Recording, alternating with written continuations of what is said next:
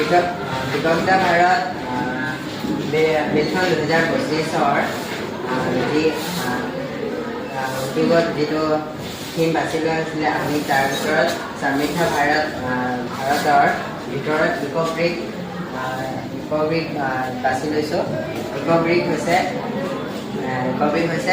আমি যিসমূহ চিপছৰ পেকেট খাওঁ তাৰ বাহিৰে আৰু যিসমূহ প্লাষ্টিকৰ বটল থাকে সেইসমূহ আমি পৰিৱেশত পেলাই নিদি তাৰ সহায়ত আমি এনেকুৱা ধৰণৰ এটা বটল সাজি ল'ব পাৰোঁ। ইক'ব্ৰিক আমি ইক'ব্ৰিক বুলি কওঁ।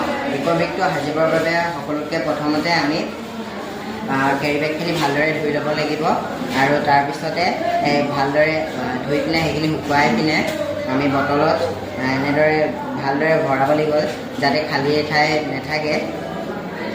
আৰু বটলসমূহ আমি এনেদৰে কেইবাটাও বনাই পিনে আমি একগোট কৰি পিনে ইয়াৰ দ্বাৰা আমি বিভিন্ন ধৰণৰ বস্তু যেনেদৰে শাক পাচলি আমি জীৱ জন্তুৰ বাবে সোমাব নোৱাৰা গেটসমূহ বা বাউণ্ডেৰী দিব পাৰোঁ।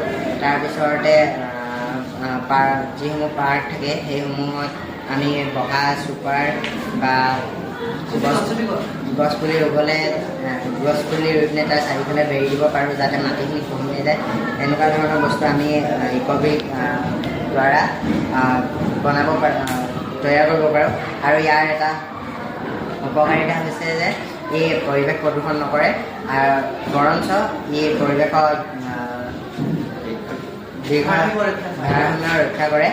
আৰু এই যিহেতু প্লাষ্টিক পৰিৱেশৰ লগত মিহলি হৈ নাযায় যাৰ ফলত পৰিৱেশ প্ৰদূষণ হয়। সেয়েহে আমি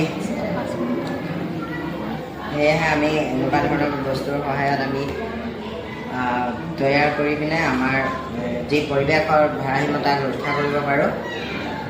আৰু ইয়াৰ ফলত আমাৰ বহনক্ষম অৰ্থনৈতিক উন্নয়নত সহায় কৰে। ইয়াকে মই